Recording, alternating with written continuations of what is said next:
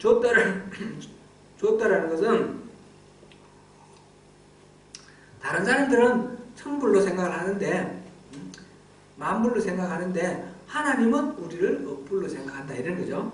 그렇게 우리를 고귀하게 생각해 주셔서 우리가 고귀하다는 거예요. 왜냐하면 하나님 그렇게 너무너무 크신 사랑이 많으신 분이기 때문에 우리 죄가 너무 끔찍해서 우리는 능지처참당해야 될 그런 존재인데 하나님이 우리를 사랑하셔서 그래서 예수님 독생자를 내어주시고 우리를 살려주신 것. 그래서 우리가 고귀해진 겁니다. 하나님을 잘 모르면 우리 자신을 잘 모를 수가 있습니다. 그래서 하나님을 알고 우리를 알아야 되는데 오늘 여기 질문에 3장 출애굽 3장에서 하나님하고 모세하고 만나는 중에 모세가 내가 누굽니까? 그리고 나한테 말하는 이유는 누굽니까? 그런 질문을 합니다. 떨기나무 불꽃 가운데서 하나님께서 모세야 했을 때 내가 여기 있습니다 말했던 이 모세 하나님이 뭔가 사명을 주시기 전까지는 뭐 할렐루야 하고 이제 부르는 데는 잘 나갔는데 사명을 주시니까 아이고 내가 누군데 그걸 하겠습니까? 자기 겸손히 하는 말 같은데 겸손히 하는 말은 아닌 것 같아요. 하나님의 말씀을 거절하는 5번 연거푸 거절하죠. 여기 3장 4장에 5번 연거푸 거절하는데 겸손해서 하는 말이 아니라 불순종의 자세예요. 왜 이렇게 불순종의 자세로 나오느냐? 근데 그만큼 자기 자신 이 하나님과 하나님의 마음과 이 소통이 안 돼 있어서 잘 모르기 때문에 그런 거다. 이제 그런 거를 우리가 좀 차츰차츰 살펴보면 좋겠는데요. 하나님이 사역 하시는 임무를 주시기 전까지는 우리가 하나님이 무슨 일을 하시려고 하시는지 또 그런 걸 모를 때는 우리가 자신 있게 하나님 앞에 나설 수 있는데 막상 이제 하나님이 뭔가 이 미션을 주시면 우리 중심이 바뀌어버려요. 우리 신앙생활 여기서 이제 분기점이 생기는 것 같습니다. 우리가 계속 신앙생활을 할 때 우리 신앙이 어릴 때는 하나님이 우리 어린애들, 우리 자녀들 키울 때 우리 그런 걸 느끼지 않습니까? 우리 자녀들은 금방 태어났을 때 일단 뭐 무조건 먹을 거 주고 무조건 입힐 거 입히고 무조건 재우고 업어주고 일방적으로 공급해 주지 않습니까? 그래서 부모님은 이 자녀들을 살리기 위해서 일방적으로 모든 걸 공급해 주는데 차츰 자라면서 스스로 자기 할 일을 해결해 나가야 되고 또 오히려 부모님을 기쁘게 해드리는 일도 해 나가야 되는데 신앙에서도 그렇습니다.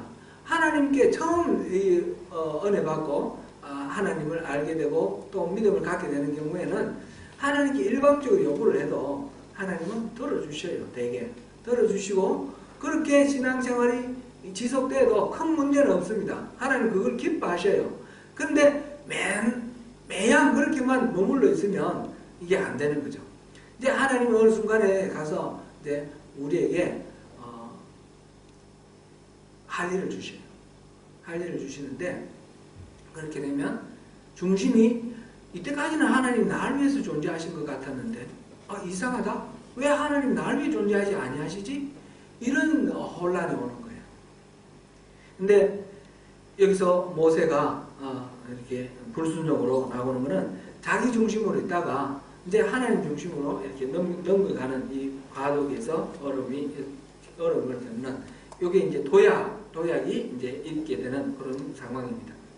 하나님께서 주신 사명의 내용이 주어졌을 때 그가 이제 이렇게 스스로 문제를 부딪히고 하나님하고 씨름을 하면서 넌 못합니다. 그런데 넌 할 수 있어. 그러면서 계속 가는데 하나님께서 다윗에게 뭐라고 다윗이 아니라 모세에게 뭐라고 말씀하셨어요?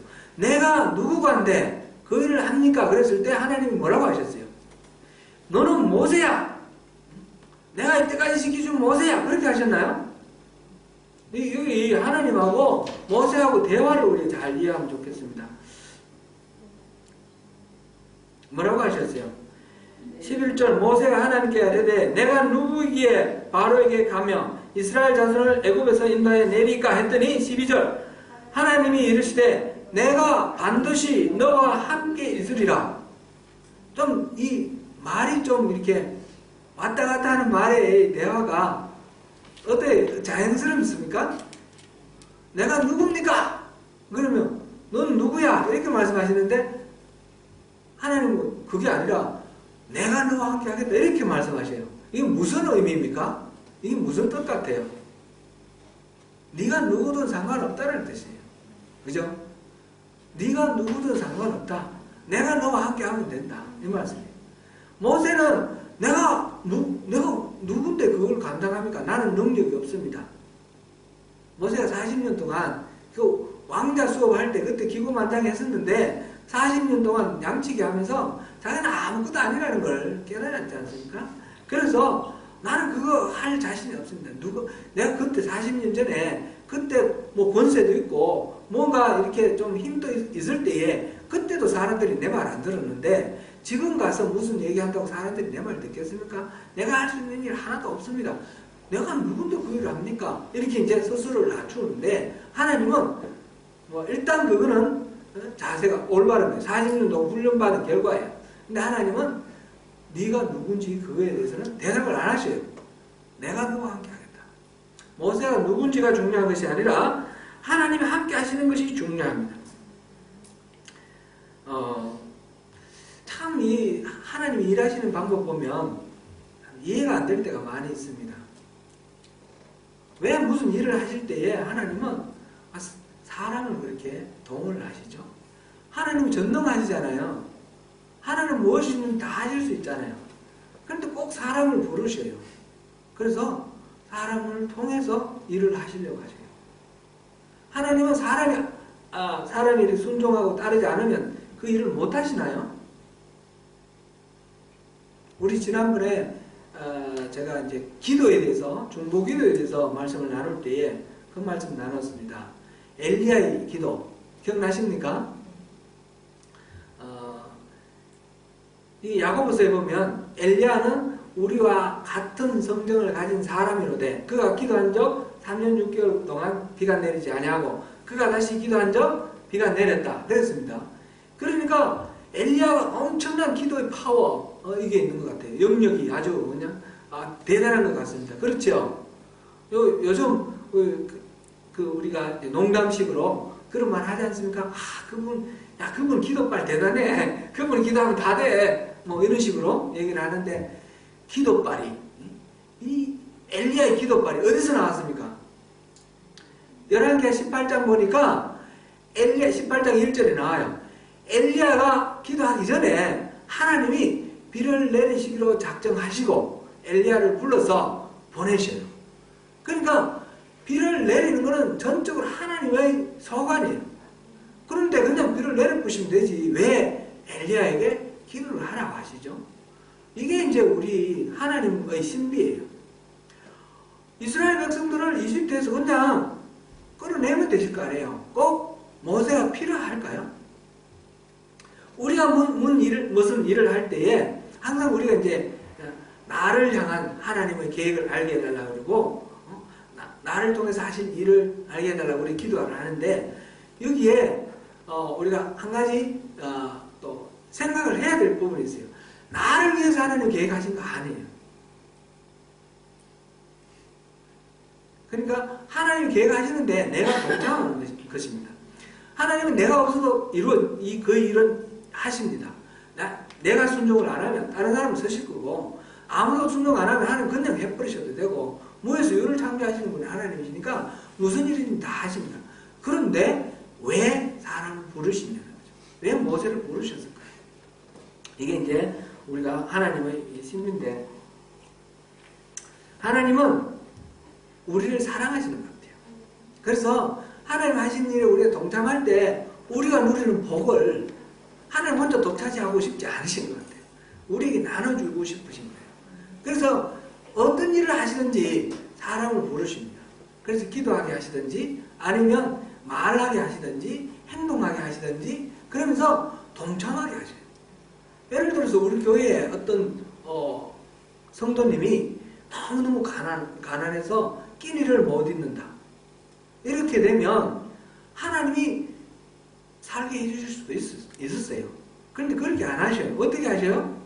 우리 마음에 감동을 주셔서 우리의 손길을 통해서 그 이웃을 살리도록 그렇게 하셔요. 하나님 항상 그렇게 일하신다는 것을 여기서 보면서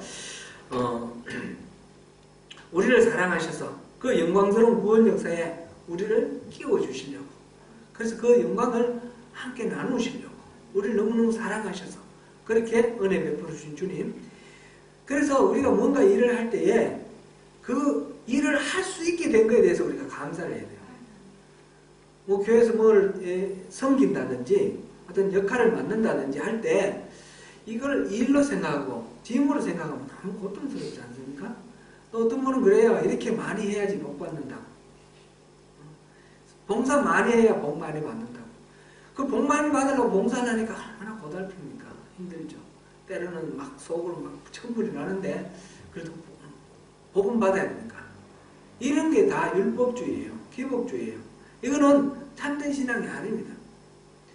하나님이 우리를 얼마나 사랑하시는지 그걸 알고 하나님 마음을 알고 우리가 동참할 때 하나님 얼마나 기뻐하시는지 우리는 또한 얼마나 기쁜지 우리 속에 우러나오는 그 기쁨으로 우리가 함께 동참하는 것, 그것이 하나님이 우리에게 주시는 은혜예요. 그걸 누리는 것이에요.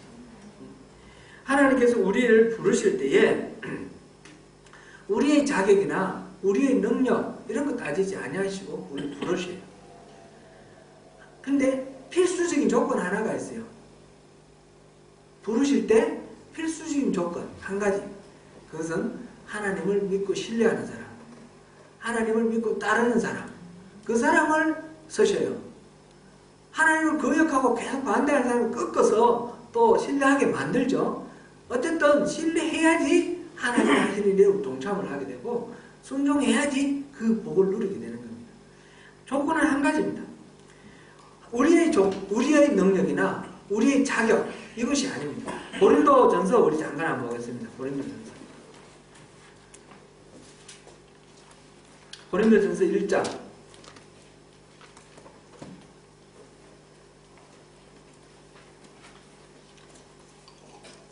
고린도 교회에 하나님이 백성들을 불러 모으시고 그러고 난 뒤에 교회를 세워 가시는 장면을 이렇게 말씀을 하셨어요.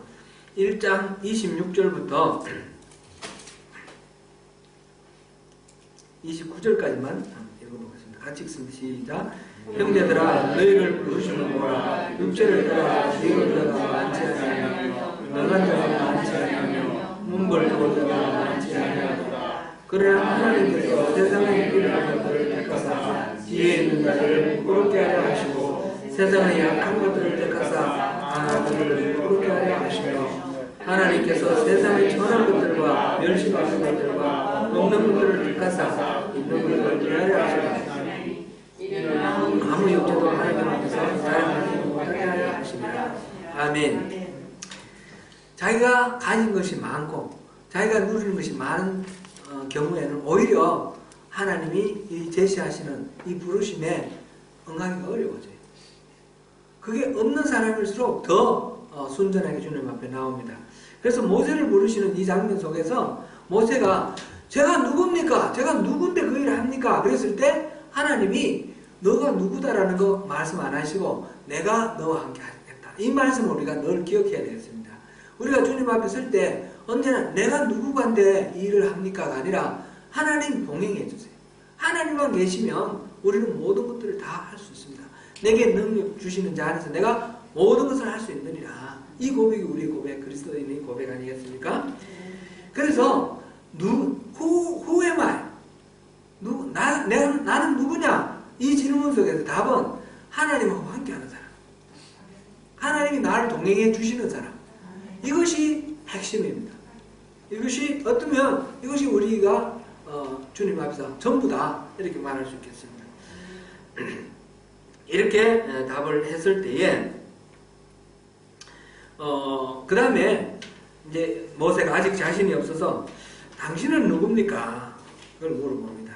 그 장로들에게 가서 누가 이거를 하라고 했는지 그때 그 이름이 무엇이냐 하리니 내가 무엇이라고 그들에게 말하리까. 그랬더니 하나님이 모세에게 이르시되 나는 스스로 있는 자이니라. 나는 스스로 있는 자이니라. I am who I am. 영어 성경으로 그렇게 번역이 되었습니다. 나는 스스로 있는 자다. 이게 히브리 말로도 이제 야흐예, 야슈르, 야흐예 이렇게 이제 히브리 말이 그런데 그게 I am who I am 이거하고 똑같아요. 야슈르가 연관사니까 관계되는 사니까 I am 영어로 이렇게 생각하면 쉽습니다. Who I am. 나는 나다. 나는 나다. 그죠? 나는 나다. I am who I am. 이 현재 영어에서 이 시제가 현재 시제가 그런데 히브리 말에서 여기서는 현재도 되고 미래도 되거든요. 미래도 되는데 이걸 그냥 현재로 한번 생각해 보세요. 이 현재라는 거는 현재 시제는 그렇습니다. 태양은 동쪽에서 떠오른다. 그러면 어떻게 되는 거예요? The sun rises in the east.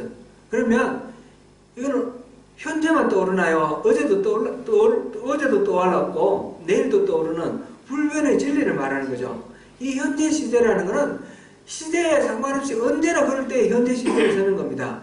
I am who I am 이 말이 그런 뜻입니다.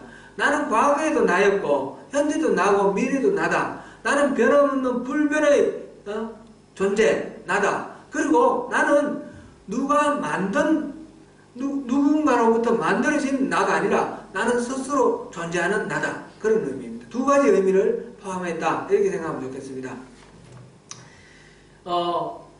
이때 당시 모세 시대 당시 모든 민족들이 신을 섬겼습니다. 신을 섬겼는데 그 신들이 어떤 신입니까? 뭐 이를테면 조금 있다가 이제 출애굽하는 과정 속에서 10가지 재앙들 나오는데 보면 그게 개구리도 나오고요, 그죠? 여러 가지 뭐 이렇게 이도 나오고 그렇지 않습니까? 이런 것들이 다 신이에요, 신. 이집트에서 신이에요. 소도 신이고 이렇게 신인데 이런 모든 신들, 이방 민족들이 신이라고 섬기는 것들은 다 사람과의 관계 속에서 신이 된 거예요. 사람이 신이라고 이렇게 정해놓은. 그래서 하나님이 지금 I am who I am 이렇게 말할 때는 나는 원래 존재하는, 내 스스로 존재하는 사람이 사람과의 관계 속에서 내가 만들어진 것, 사람이 나를 신이라고 정해서 내가 신이 되는 그런 존재가 아니라 나는 원래 존재하는, 나는 피조물이 아니고 나는 원래 존재하는 그런 의미로 하나님이 스스로 이렇게 말씀하셨어요. 그러면서 하나님은 자기 이름을 야훼, 여호와 이렇게 말하는데 출애굽기에서 여호와라는 말은 여기서 이제 이렇게 처음 나오는데 하나님을 가리키는 말이 히브리 말로는 두 가지 말이 있습니다. 하나는 엘로힘이라는 말이고요. 하나는 여호와라는 말이 있습니다. 엘로힘이라는 것은 우리가 이제 쉽게 말하면 그냥 하나님이에요. 하나님이고 여호와는 하나님의 고유명사 이름이에요. 저는 사람이잖아요. 사람인데 제 이름이 송명은이지 않습니까? 그처럼 하나님이라 할 때는 엘로힘이고 이제 여호와는 하나님이 스스로 자기 고유명사를 알려줬을 때 여호와 이랬는데 이 여호와라는 말이 나는 스스로 있다라고 할 때 이 있다라는 비동사가 이렇게 이름으로 이렇게 되었습니다. 상식적으로 이제 YH, WH 이렇게 쓰거든요. 이거는 하나의 상식으로 좀 아시고요. 이건 이제 히브리 말로는 제가 좀 잘난 척 한번 하겠습니다.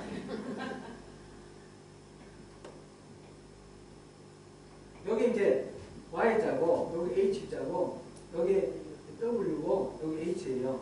근데 히브리 말은 일로 이렇게 거꾸로 쓰거든요. 그래서 이 야훼, 근데 이 말이 있다라는 말이에요. 있다. 비동사예요. 비동사. 그래서 있는 나 이런 의미가 야훼라는 거예요. 근데 이거는 우리가 야훼라고 부르지만 실제로 이 발음이 야훼인지는 몰라요. 이건 전부 다 자음만 했어요. 몸은 없어요. 예전에 히브리 사람들은 이거를 뭐 발음 기호를 적어놓고 그래 모음도 붙여서 읽었는데 이 말만 나오면 안 읽는 거예요. 야훼라고 안 읽고 아도나이 이렇게 읽었습니다. 아도나이라는 말은 주님이라는 뜻입니다. 그래서 NIV 성경에는 우리가 여호와라고 이렇게 되어 있는 부분은 항상 로드라고 번역되어 있어요.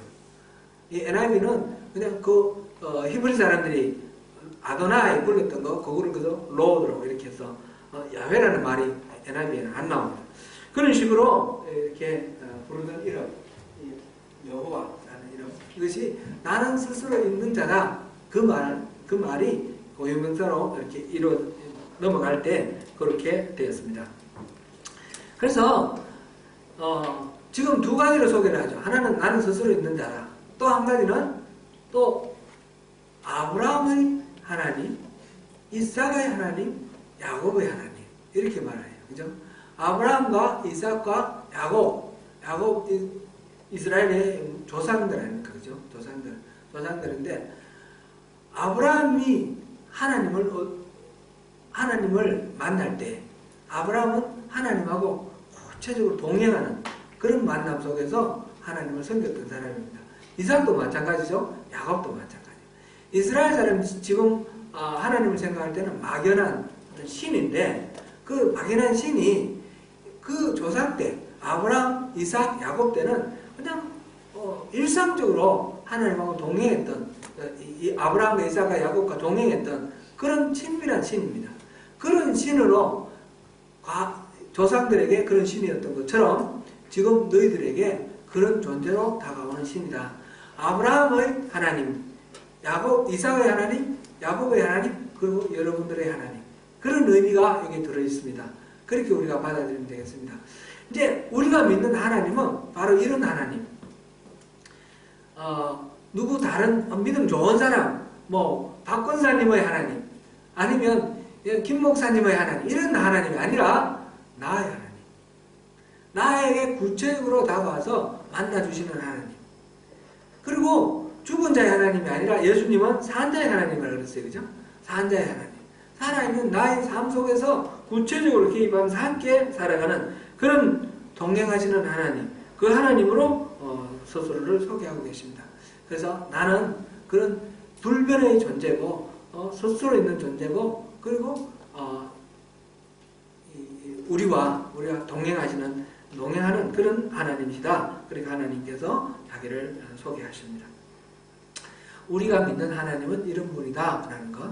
우리의 자격은 아무것도 없고 하나님을 신뢰하는 것 그것만 하나만 있으면 되고 우리가 신뢰하는 하나님은 바로 그런 하나님이다 라는 것을 모세를 부르시는 이 상황 속에서 우리가 이해를 하면 좋겠습니다. 제가 지난주에 이 모세의 훈련 학교를 이제 강론을 했지 않습니까? 하고 이제 우리 집으로 돌아가는 가운데 우리 아들이 질문을 했어요. 아빠, 40년 동안 모세와 하나님이 독대를 했다고 그랬는데 40년이 지나고 이 모세가 하나님을 만났을 때 이름이 뭡니까? 당신 이름이 뭡니까? 이렇게 물어봐요. 이게 그럼 40년 동안 모세가 이 하나님하고 독대한 거 맞습니까? 40년 동안 하나님은 숨어 있었던 거 아닙니까? 그런 질문을 해요. 여러분 생각은 어떠세요? 그럴듯하지 않습니까? 신학자들 중에는 그렇게 주장하는 사람들이 있습니다. 40년 동안 하나님이 철저히 숨어 있어서 모세가 그 전에 갖고 있던 하나님에 대한 모든 생각들이 이렇게 낮아지고 없어졌다고. 그렇게 볼 수도 있겠는데 그렇게 보기보다는 이 광야에서 40년 동안 계속해서 하나님을 독대하고 하나님을 나름대로 섬기면서 하나님을 묵상하면서 그렇게 살았던 건 맞는데 그때 만났던 하나님하고 지금 만나는 하나님하고 이 신앙의 도약이 있다는 것을 우리가 좀 생각하면 좋겠다. 그런 생각입니다. 이 40년 동안 만났던 그 하나님, 그 수준에 머물러 있으면 하나님이 직접 나타나셔서 우리에게 미션을 주시고 너 나를 위해서 같이 한번 일해보자 이렇게 하실 때 저는 안 됩니다, 안 됩니다 라고 이렇게 발을 뗄 수밖에 없는 그런 존재입니다. 이제 여기에 넘어가는 그런 신앙의 도약이 필요합니다. 이거는 누구에게나 그런 신앙의 도약이 필요합니다. 우리 신앙생활 잘 하고 있지만 그래도 그냥 잘하는 상태, 그 상태로는 충분하지 않는 경우가 많습니다. 제가 지난번에 한번 말씀을 나누는 중에 이런 말씀을 들었는데 기억나시는가 모르겠습니다. 마틴 존스라고 그 영국의 그 복음주의 설교가 아주 유명하신 분인데 이분이 기독교는 예수 그리스도를 본받는 종교가 아닙니다. 그렇게 말했던 그 마지막 고별 설교 소개를 했는데 마틴 존스가 말한 그 의미가 무엇일까? 그러면 기독교는 예수님하고 상관없이 그냥 마음대로 살아가자는 그런 뜻인가? 그런 얘기는 아니거든요. 예수를 본받는 것으로 충분하지 않다는 것입니다. 우리가 신앙생활을 하면서 정말 어떤 한계 같은 게 있어요. 모세가 아마 그 한계 속에 지금 몸부림치고 살았을 것 같아요. 40년 동안 어쩌면 열심히 말씀대로 살려고 하고 애쓰고 분투하는데 덜 힘들고 벅차고 고달파요. 신앙생활이 왜 이렇게 힘든지 모르겠어요. 그렇지 않습니까? 관계도 어렵고 말씀대로 사는 것 자체가 너무너무 무거운 짐이고 그런 어려움이 있습니다. 그런데 하나님이 찾아오셔서 하나님이 우리 삶 속에 뚫고 들어오셔서 우리를 만나 주실 때 그럴 때 우리는 이전에 생각하는 그런 하나님하고 다른 하나님을 만나게 되고 우리 신앙의 어떤 질적으로 완전히 다른 그런 혁신이 생기는 것을 봅니다. 이것을 이를테면 회심이다 그렇게 말하기도 하죠. 처음 회개하고 예수 믿는 거 말고 예수 잘 믿다가 그 다음에 진짜 인격적으로 하나님을 만나는 그런 경우들. 그래서 그 인격적으로 하나님을 만나는 어떤 극적인 계기가 있는 사람과 없는 사람. 이게 모세가 지금 하나님을 떨기라고 해서 하나님을 만났느냐 못 만났느냐 그거하고 마찬가지예요. 이사야서에도 보면요. 이사야가 요시야 왕 때 선지자로서 예언을 시작합니다. 예언을 해요. 예언하는 하나님 일을 하고 있는데 어느 날 하나님이 다시 나타나요. 그 천사 스랍하고 같이 하나님이 나타납니다. 그랬을 때 이사야가 내가 하나님을 배웠으니 나 죽게 되었다. 그렇게 말을 하고 하나님은 이제 입술을 이렇게 수치로 찢어주시고 그리고 내가 보내는 자 갈자가 누구냐 그래서 내가 가겠습니다. 이렇게 이제 말하고 하나님을 다시 만나는 그 장면이 이사야 6장에 나와요. 1장부터 5장까지의 이사야는 뭐고 그 다음에 6장부터 이후의 이사야는 뭔가 그 전에 이사야가 신앙이 없었다든지 하나님을 안 믿었다든지 그건 아니고요. 그 신앙에 도약이 있다는 것입니다. 이런 신앙의 도약은 많은 사례들이 있습니다. 교회 역사 속에서도 많이 있고요. 제가 이제 여러 사례 중에 한 사례만 말씀을 드리겠습니다. 감리교의 시작한 사람이 존 웨슬리입니다. 존 웨슬리가 1703년에 나서 1791년에 1700년대 18세기 전체를 쫙 살았는 사람인데 88세를 살았어요. 이분은 아버지가 성공회 목사였습니다. 어머니가 수산나라고 유명한 그 어머니입니다. 아이를 19명을 낳았어요. 근데 이제 그 중에 많이 죽고 7명인가 8명 이렇게 살았는데 그 중에 한 아들인데 아버지도 목사고 이 어머니도 너무너무 경건하고 아주 대단한 그 믿음으로 잘 키운 그런 어머니였습니다. 이 존 웨슬리 동생이 찰스 웨슬리인데 성경 찬송가 많이 작곡하신 분이 찰스 웨슬리가 있고요. 이 존 웨슬리가 23살 때 목사가 되었습니다. 옥스포드 가서 크라이처치 거기서 공부를 해가지고 목사가 되고, 그래서 레이 프리처가 됐죠, 처음에는. 그 다음에 동생하고 같이 홀리 클럽이라고 만들어서,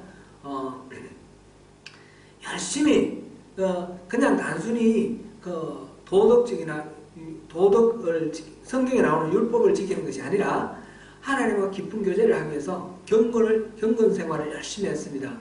그래서 새벽기도, 아낌없이 새벽기도 하고, 그 다음에 모일 때마다 죄지은 게 뭔가 서로 이렇게 나누면서 이렇게 홀리 클럽, 신성 클럽이라고 그래요. 그렇게 열심히 신앙생활을 하는 사람입니다. 32살이 돼가지고 미국으로 선교사를 갔습니다. 선교사 가서 조지아주로 가서 선교사 열심히 선교했는데, 이분이 주로 이제 설교하는 내용이 사람을 노예로 사고 팔지 마라, 그런 거였어요. 근데 조지아주는 남부였으니까 노예가 많은 쪽이었어요. 그러니까 이 선교가 되지를 않는 거예요. 그래서 실패를 했습니다. 거기서 이 일이 안 풀리다 보니까 점점 이 영적으로 이렇게 피폐해져가지고 어떤 여인을 이제 사랑을 하고 이제 했는데, 이제 결혼을 하자고 이렇게 했는데 이 여인이 싫다고 그랬어요. 그러니까 막 화가 나가지고 성찬식을 하는데 그 여인을 못 오게 한 거예요. 사적으로 거룩한 이 성예전을 사적으로 개인의 감정으로 보복을 한 거예요. 근데 이게 문제가 돼가지고 거기서 쫓겨났어요. 쫓겨나서 이제 영국으로 다시 돌아옵니다. 다시 돌아오면서 이 배를 타고, 그때는 비행기가 없었지 않습니까? 배를 타고 오다가 풍랑을 만났습니다. 풍랑을 만났는데, 이 선교 활동도 잘 안 되고, 또 이렇게 연애에도 실패하고, 그 다음에 뭐 이렇게 마음속에 자꾸 이게 구원의 확신이 자꾸 흐릿해지는 거예요. 내가 이게 이렇게 열심히 엄격하게 신앙생활을 하는데 뭔가 이게 자꾸 고달프고 어렵습니다. 예수 믿는 것이 왜 이렇게 힘들까, 어려울까, 이렇게 고민하기 시작합니다. 그러다가 이제 풍랑이 일어나니까, 이러다가 죽으면 나는 천국 갈 수 있나? 지옥 가는 거 아니야? 두려운 거예요. 너무너무 무서워서 공포에 막 저자가 막 벌벌 떨고 있습니다. 자기가 목사인데, 선교사인데, 지금 이 풍랑 앞에서 죽을까 두려워하는 거예요. 지옥 갈까, 천국 갈까, 내가 구원 받는 게 맞을까? 막 고민하는 거예요. 그러다가 그래 보니까 한쪽 구석에 그 배가 막 뒤집어질 듯 하는데 그 속에서 몇 사람이 둘러 모여 앉아서 막 찬양을 하는 거예요. 그 사람들이 이제 말하자면 모라비안 교도입니다. 그래서 모라비안 교도인데 그 사람들하고 이제 대화를 하면서 왜 여러분들은 이게 무섭지 않냐, 두렵지 않냐 그랬더니, 뭐가 두렵냐? 우리 죽으면 천국 가는 거고 우리 구원받은 백성인데 뭐가 두려우냐? 하나님이 여기서 할 일이 있으시면 여기서 살게 하실 거고, 또 끝났으면 데려가실 거고, 뭐가 무섭냐? 당신 구원받은 거 맞냐? 이렇게 도로 물어보는 거예요. 그리고 예수 믿냐? 물어보는데 이게 막 이제 마음의 갈등이 이제 오는 거예요. 이제 진짜 내가 문제가 뭔가 그걸 알게 됩니다. 그래서 그 돌아오고 난 뒤에 계속해서 모라비안 그 모임에 참석을 합니다. 너무너무 다운돼가지고 목사인데 설교도 못하겠어요. 그래서 그 모라비안 교도 중에 이제 벨트라는 사람하고 친하게 지냈는데, 나 설교도 못하겠다. 나는 너무 이 믿음에 확신이 없다. 그랬더니 그분이 네가 확신이 생길 때까지, 당신이 확신이 생길 때까지 계속해서 설교하세요. 그렇게 이제 얘기를 하면서, 우리가 구원받는 거는 이렇게 행함으로 구원받는 것이 아니고 하나님의 은혜로 말미암아 믿음으로 구원받는 거다. 이거를 좀 깨달아라. 그런데 그거 다 알지. 우리 믿음으로 구원받는 거 다 알지. 그런데 그 확신이 안 오는 거예요. 그래서 고민하다가 어느 날, 그날이 5월 24일입니다. 이분이 이제 일기를 잘 썼거든요. 일기 쓴 게 이제 남아있는데, 5월 24일 날 모라비안 교도들이 모이는 그 모임에 갔는데, 이제 루트가 쓴 로마서 서문, 그걸 읽는데, 그 읽는 걸 듣는 중에 성령님이 그를 만져주셨어요. 그래서 회심을 하게 됩니다. 그래서 믿음으로 구원받는다는 것이 무엇인지 머리로가 아니라 정말 영으로 그걸 받아들이게 되고, 그래서 전적으로 하나님이 인도하시는 대로 성령의 삶을 살게 됩니다. 이 존 웨슬리가 그래서 감리교회 시작을 했는데 우리들이 다 그런 것 같습니다.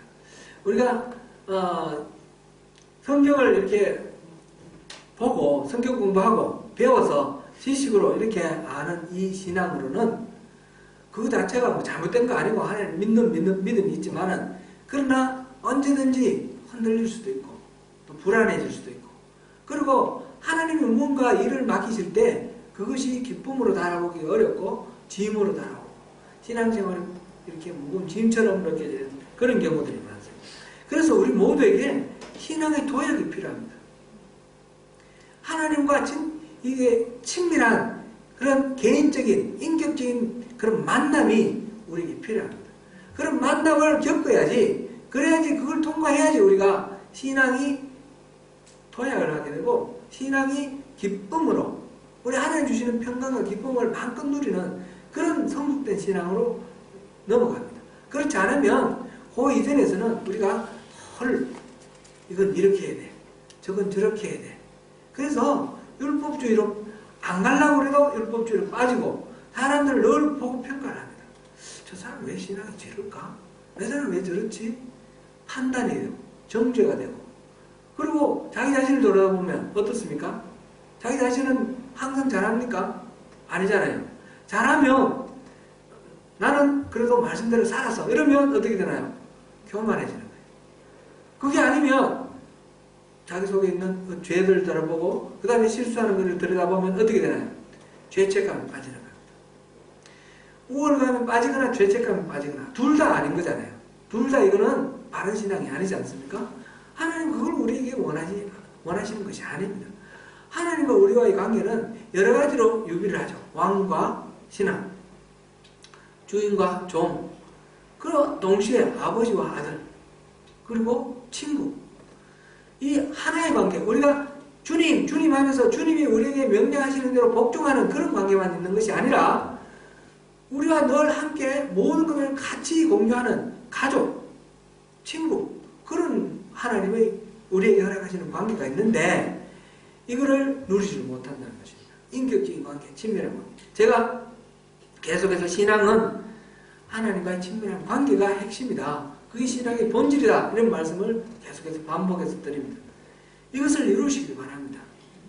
그래야지 우리가 신앙이 짐이 아니고 고달프지 않고 철학이 아니고 관념이 아니고 삶이 되고 우리의 기쁨이 되는 것입니다. 신앙 도약을 위해서 우리에게 필요한 것은 무엇입니까? 신앙 도약은 이거는 하나님이 일방적으로 주시는 겁니다. 항상. 우리가 도를 닦아서 그렇게 가는 것 아닙니다. 하나님을 친밀하게 만나는 것은 내가 열심히 기도해서 하나님 만나는 것 또는 열심히 성경 공부해서 만나는 것 이런 게 아닙니다. 하나님이 만나 주셔야지 만나는 것입니다. 그런데 전적으로 모든 주권은 하나님께 달려 있습니다. 하나님 손에 달려 있습니다. 그러면 우리는 어떻게 해야 됩니까? 오늘 가만히 있으면 되겠죠.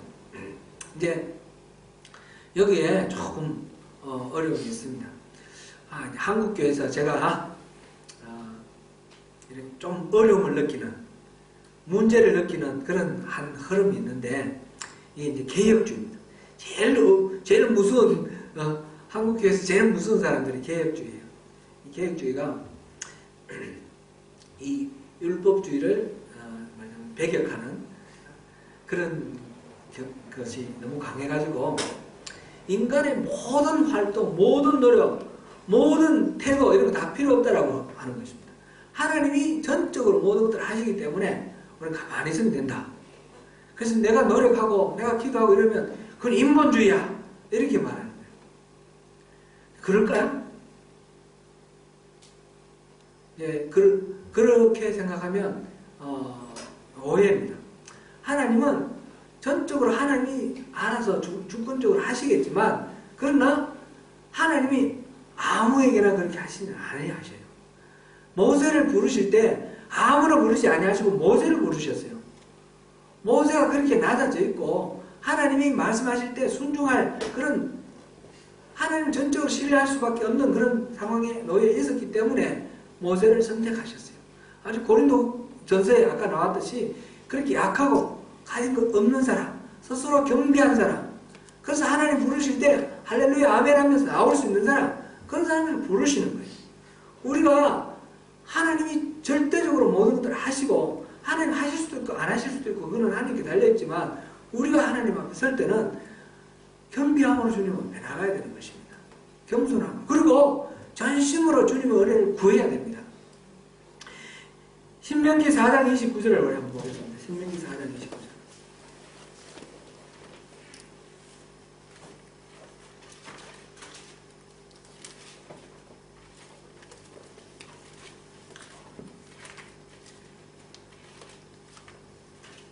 신명기 4장 29절.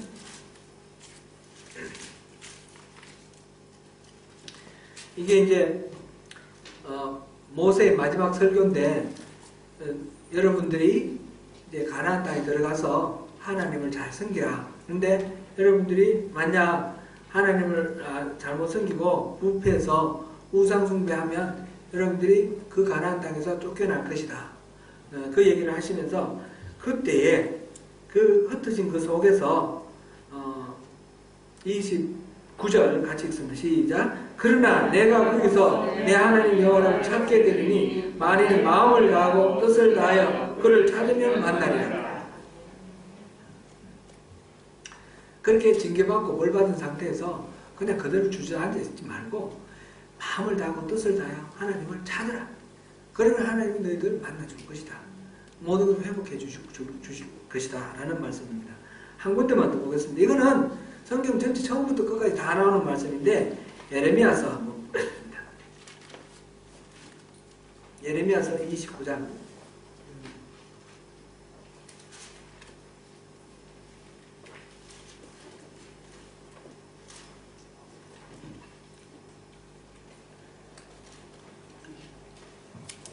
11절부터 13절까지 한번 보시겠습니다. 예레미야서 29장 11절부터 13절까지 같이 읽습니다. 예레미야서 29장 11절부터 13절입니다. 시작. 여호와의 말씀이니라. 너희를 향한 나의 생각을 내가 아나니 평안이요 재앙이 아니라 너희에게 미래와 희망을 주는 것이니라. 너희가 내게 부르짖으며 내게 와서 기도하면 내가 너희들의 기도를 들을 것이요 너희가 온 마음으로 나를 구하면 나를 찾을 것이요 나를 만나리라. 아멘. 너희가 온 마음으로 나를 구하면 나를 찾을 것이요 나를 만나리라. 하나님 그렇게 만나 주시겠다는 것이죠. 그러니까 온 마음으로 찾는 것이 우리가 할 일입니다. 하나님이 400년 동안 이스라엘 사람들이 이집트에서 노예 생활하는 동안 하나님은 아무런 액션도 안 하는 것 같았어요. 그렇지만 400년 동안 인구를 그렇게 불리시고 그 고난 가운데서 이제 탈출할 준비를, 마음 준비를 다 갖춰주셨어요. 광야에서 40년 동안 모세를 안 만나준 것 같아요. 근데 그게 아니라 모세를 계속해서 그 속에서 모세가 이제 더욱 겸비해져서 하나님이 주시는 그 미션을 감당할 수 있는 준비가 되도록 이렇게 만들어 주셨어요. 우리가 원하는 대로 하나님이 움직이지 아니하실 수도 있습니다. 우리가 기도하는 대로 하나님이 그렇게 응답해 주지 아니하실 수도 있습니다. 그거는 우리가 믿음이 성숙되면 성숙될수록 이렇게 말씀드리면 나는 믿음 성숙 안 할래요. 나는 어린애 믿음으로 그대로 있을래요. 내가 맨날 원하는 대로 하나님 해주시면 좋겠어요. 그렇게 생각하면 안 되고요. 하나님은 더 큰 믿음을 우리에게 원하시는 거예요. 그래서 더 성숙된 우리의 삶을 원하시기 때문에 우리가 무조건 하나님 이거 해주세요. 저거 해주세요. 이 단계를 뛰어넘기를 원하고 그 단계를 뛰어넘는 그런 우리 신앙 단계에서는 가장 중요한 것이 하나님이 내가 원하는 대로 움직여 주시느냐 그게 아니라 하나님이 뭘 원하시느냐. 하나님 찾는 거는 하나님이 지금 어디 계시는지 우리 찾으라는 거예요. 우리 주변 생활 환경 우리 주변 속에서 하나님은 항상 일하고 계시거든요. 우리가 자세히 보면 분명히 하나님 일하고 계셔요. 그런데 그 하나님 일하시는 것이 현장이 어딘지, 그리고 하나님 무슨 일을 하고 계시는지 그걸 알아야지 우리가 그게 동참을 할 수가 있는 겁니다. 그것을 찾으라는 것입니다. 찾을 때 하나님은 만나주시고 하나님이 보여주시는 것입니다.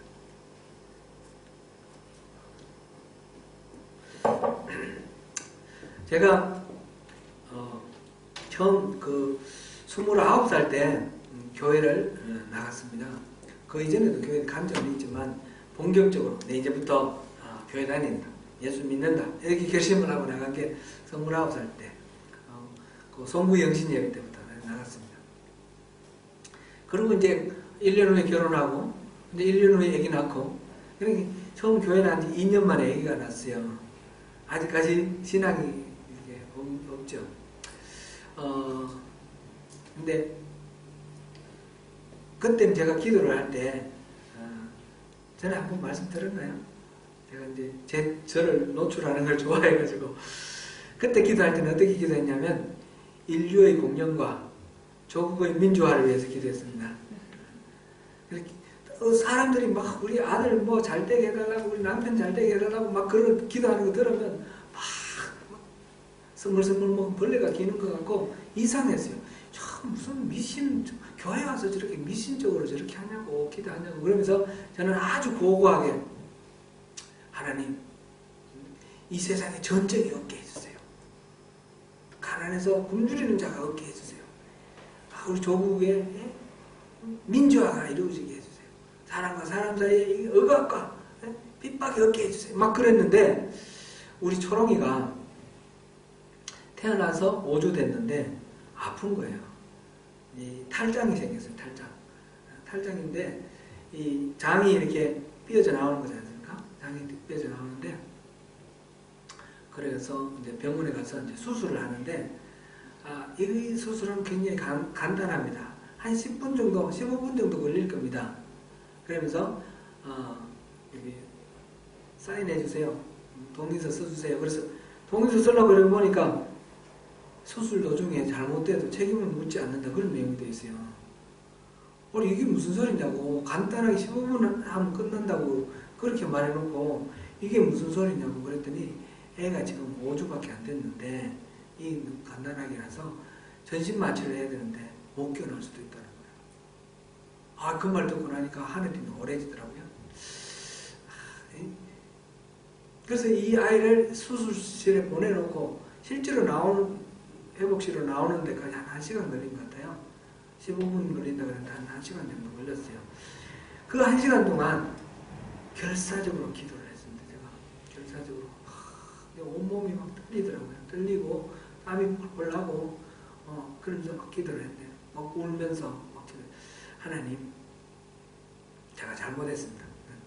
이때까지 기도 그런 식으로 넘얘기하듯이 그렇게 기도한 거 잘못했습니다. 지금은 너무 절박합니다. 우리 딸 이거 아무 탈 없이 잘 나오도록 해주십시오. 그 의사들 손길을 지켜주십시오. 그러면서 구체적으로 내 문제를 가지고 하나님 앞에 절박하게 기도를 하면서 신앙이라는 거는 그런 게 아니구나, 철학이 아니구나, 내 문제를 구체적으로 하나님 아뢰고, 그랬을 때 이 초월적인 존재 하나님은 그냥 이 관념이 아니고 살아계신 하나님이구나. 그래서 하나님이 내 말 듣고 뭔가 반응을 해주시는 게 이게 신앙이구나, 그런 걸 느꼈어요. 느끼면서 그 이후에 제 기도가 달라졌습니다. 그때까지 하나님은 뭐 이렇게 예별적으로 친밀하게 만났다, 뭐 그렇게는 말할 수는 없지만 그 전에는 그냥 철학이었던 것 같아요. 철학으로 신앙을 했던 것 같고, 근데 그때 초롱이로 인해서 제가 구체적인 내 문제를 주님께 아뢰면서 주님이 정말 살아있는 신이다, 살아있는 신 앞에 내가 나아간다, 그런 마음을 갖게 됐어요. 두 번째 이제 또 딸이 태어난 두 번째 딸이 또 장애아로 태어났습니다. 장애아로 태어나가지고 이 아이를 5년 동안 키우면서 끊임없이 기도를 했죠. 기도를 했는데 내 문제를 구체적으로 하나님 앞에 아뢰고, 하나님은 살아계신 하나님이니까, 전능하신 하나님이시니까 내 기도에 응답해 주실 거다, 그걸 믿고 확신하고 기도를 했는데 하나님은 이 병을 안 고쳐주신 거예요. 내가 원하는 대로 안 고쳐주셔요. 그러면서 하나님 계속해서 마음으로 이렇게 감동을 주시는 거는 얘 그냥 잘 키워라. 얘를 그냥 맡아서 잘 키워라. 그 말씀을 계속 마음을 주시는 거예요. 그것 때문에 제 아내하고 막 설경이 많이 했습니다. 얘 우리가 잘 키우라고 하신다. 그러면 저 사람은 믿음이 없어서 그렇다고 그러면서 하나님은 전능하신데 우리가 기도하면 나을 텐데 당신이 뜨뜻미지근하게 그렇게 기도하니까 하나님 응답 안 하시냐고 저를 막 책망하면서 그렇게 기도했어요. 근데 이제 결론적으로는 하나님이 우리가 원하시는 대로 다 들어주시는 분, 들어주셔야지 응답은 아니라는 걸 우리에게 알려주셨고, 그 과정 속에서 우리가 더 하나님을 이해할 수 있도록 그렇게 해주신 것 같아요. 하나님은 내가 원하는 대로 되는 거 안 되는 걸 떠나서 신실하신 분이다. 그런 걸 알게 해주셨고, 그때 그 과정 속에서 이웃들을 통해서 하나님은 그 사랑을 많이 경험하게 해줬습니다. 이웃들이 와서 뭐 커튼도 달아주고 집 청소도 해주고 그 식탁 같은 것도 이렇게 막 만들어주고 막 이렇게 이웃에 우리 교회에 우리 교우들이 이 아이를 키우느라고 힘든 우리 가족들을 위해서 막 이렇게 몸으로 이렇게 도와주는 것이, 그리고 마음으로 도와주고 기도해주고, 이것이 마음을 이렇게 마음에 많이 와닿습니다. 제가 이제 목회 길로 들어선 그 중에 가장 큰, 가장 중요한 동기가 그건데, 주님의 그 사랑을 내가 갚아야겠다, 그런 마음을 이렇게 하게 됐는데요. 이 과정 속에서 하나님의 성품을 알게 되는 거예요. 조금씩. 그리고 찬샘이가 태어나고, 찬샘이도 이제 우리가 장애아가 있으니까 키울 생각이 없어서 계속 피임을 했는데, 피임하다가 실수로 이제 애가 생겨버린 거예요. 그래가지고 찬샘이한테는 막 미안한데 하여튼 원하지 않는 그런 아이였어요. 그런데 이 아이를 통해서 하나님 너무너무 우리를 위로해 주시고 또 격려해 주시는 거예요. 이러면서 하나님에 대한 신뢰가 깊어지고 하나님을 사랑하게 되니까 그 이후에 살아오는 지금 이 과정 속에서, 지금 우리 소명교회 오게 되고 이런 과정 속에서 하나님은 구체적으로 살아계신 하나님이세요. 저에게 살아계시고, 뭐 제가 이제 좀 이렇게 반항을 하고 좀 다른 어떤 결정을 하려고 하고 이렇게 하면 말씀을 계속해서 주셔요. 제가 이제 설교를 해야 되니까 설교하는 말씀, 이 설교하는 말씀이 사실은 저한테 하는 말씀이었어요. 그동안 여러 번 설교를 이렇게 하면서 설교를 하고 난 뒤에 제가 집에 가서 하나님한테 정말 이제 항복합니다. 그렇게 말씀드린 게 여러 번 있었어요. 지지난주까지도 그랬어요. 지지난주도 제가 이렇게 성숙되지 못해가지고 좀 이렇게 미완성된 모습으로 그렇게 했는데, 집에 가서 묵상하는 가운데 하나님이, 예수님은 살을 주시고 피를 주셨잖아요. 성탄식 한 날 살을 주시고 피를 주시면서 나는 밥이다 먹으라 이렇게 말씀하셨는데, 그리고 예수님이 그 본이 되어 주셨는데, 목사인데 주님이 가신 그 길을 가야 되지 않습니까? 그 십자가에 우리가 동참을 해야 된다고 제가 이제 막 설교를 했지 않습니까? 이게 남의 얘기가 아니라 이 십자가가 내가 진 십자가, 내가 십자가에 못 박혀야지, 그래야지 이 은혜가 내 것이 됩니다. 그랬는데 보니까 그냥 설교만 하고 만 거예요. 주님, 저도 십자가에 못 박습니다. 제가 밥입니다. 그렇게 이제 주님 주시는 결론을 받아들였습니다. 이런 이야기들이 제 삶 속에서 다 말씀을 드릴 수가 없고요. 항상 있어요. 지금은 너무너무 이렇게 주님하고 이렇게 같이 동행하는 것이 기쁘고, 때로는 이제 좀 이렇게 앙탈을 부리고 막 이럴 때도 있지만, 그러나 지나고 나면 다 주님이 너무너무 이렇게 기뻐하시고 좋게 받아들여 주시고, 이게 제가 이제 그 나름대로 신앙의 진보가 우리 아이들을 통해서 진보를 주신 것 같아요. 아이들을 통해서 관념과 어떤 철학에 머물러 있던 이 신앙이 살아계신 하나님을 만나고 살아계신 하나님과 교제하고 하나님의 뜻을 우순하면서 내가 원하는 대로가 아니라 하나님은 나보다 더 생각이 기쁘시고 그래서 내가 상상도 못하는 그런 복을 준비하고 계시고 부어주시는 우리 찬쌤이가 그 증거거든요. 찬쌤이를 우리 상상도 안 했는데 찬쌤이 주셔서 우리에게 위로해 주시고 그런 하나님을 만나면서 제가 이제 이렇게 오늘까지 살아가고 있습니다. 우리 성도 여러분들께도 각각 나름대로 그런 경험들이 있으실 것입니다. 이거는 한 번으로 끝나는 것이 아니고 계속해서 주님만 만나는 그날까지 계속해서 우리가 신앙의 진보, 하나님을 인격적으로 만나는 이 만남을 더욱 깊이 이렇게 만나가는 그런 만남을 통해서 주님의 은혜를 누리시길 바랍니다. 여기까지 하겠습니다. 기도하겠습니다. 은혜로우신 하나님, 모세가 떨기나무에서 하나님을 만나는 그 장면을 우리가 봤습니다.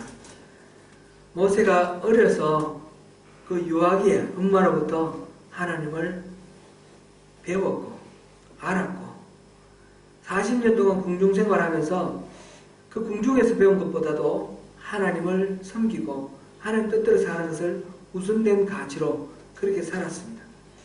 그 모세가 하나님의 뜻을 이루기 위해서 히브리 민족들을 구원하는 그 리더가 되려고 하다가 쫓겨나서 광야에서 40년 동안 보냈습니다. 얼마나 많이 하나님을 원망하며 얼마나 많이 하나님 투정하며 또 얼마나 많이 하나님하고 실험했겠습니까? 그 모든 과정을 거치고 드디어 하나님께서 때가 되었을 때 그를 다시 만나주시고 인격적인 만남 가운데 그를 이스라엘의 리더로 세워주신 것을 우리가 봅니다. 주님, 우리가 이 만남의 그 은혜를 통해서 신앙의 도약이 있기를 원합니다. 우리 모두가 아버지 현재의 그 신앙에 만족하지 아니하고 우리를 찾아오시기를 원하시는 하나님의 그 은혜를 우리가 누리기를 원합니다. 전심으로 주님을 찾고 전심으로 주님을 만나려고 우리가 나아갈 때, 주님께로 나아갈 때 주님께서 우리를 만나주시고 우리에게 예배하신 것들을 보여주시고 계시해 주시고 주님의 사역에 동참하는 주님의 동력자로 우리를 삼아주시는 줄 믿습니다. 주님이 이 저녁 또 이렇게 함께 나와서 말씀을 나누는 주님 귀한 백성들에게 찾아와 주시고 그 신앙의 도약이 있게 하여 주시옵소서. 신앙이 힘들지 않게 해주시고 고달픈 짐이 아니라 주님과 함께 더불어 나누는 그 감미로운 사랑의 그 행보가 될 수 있도록 주님 도와주시옵소서. 예수님 이름으로 기도드립니다. 아멘.